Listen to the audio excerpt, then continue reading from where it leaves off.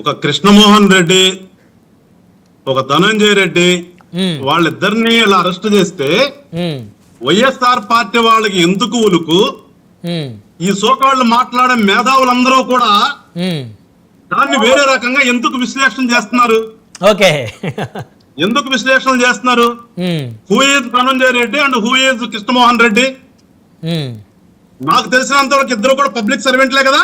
100% ఇద్దరు ఐఏఎస్ లా confirm IAS Dhananjaya Reddy గారు retired అండి. ప్రభు సిఎంఓకి కార్యదర్శిగా ఐఏఎస్ ధనంజయ రెడ్డి, ఓఎస్డి గా ఉన్నారు కృష్ణమోహన్ రెడ్డి గారు. సో వాళ్ళిద్దరూ వాళ్ళందరూ రిటైర్డ్ ప్రభుత్వంలో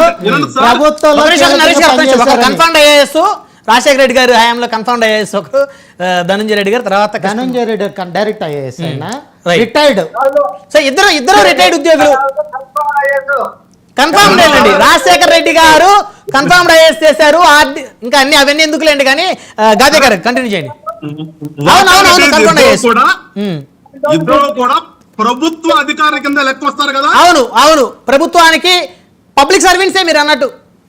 పబ్లిక్ సర్వెంట్సే కదా. అవును, వాళ్ళిద్దరికి పార్టీ కార్యకర్తలు, పార్టీ నాయకులు కాదు కదా. కాదు.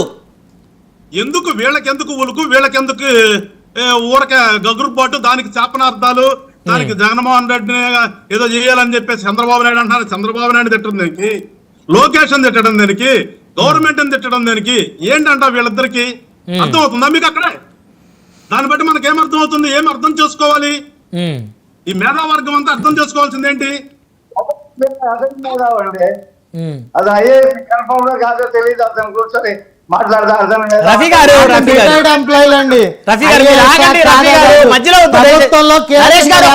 దయచేసి మధ్యలో ఒకరే మాట్లాడేప్పుడు మరొక ఇన్వాల్వ్ అవ్వద్దండి దయచేసి. గాదే గారు మీరు కంటిన్యూ చేయండి. నాకు అర్థం కాని విషయం ఏంటంటే నరేష్ గారికి ఎందుకు ఇబ్బంది పడుతున్నారో అర్థం కావట్లేదు అసలు. అదే ఎనలిస్ట్ గా వచ్చినప్పుడు ఎనలిస్ట్ గా ఎనలైజ్ చేయండి. అదే చేస్తున్నారండి. చేయండి, అంతవరకు ఓకే, మేము కూడా స్వాగతిస్తాం దాన్ని.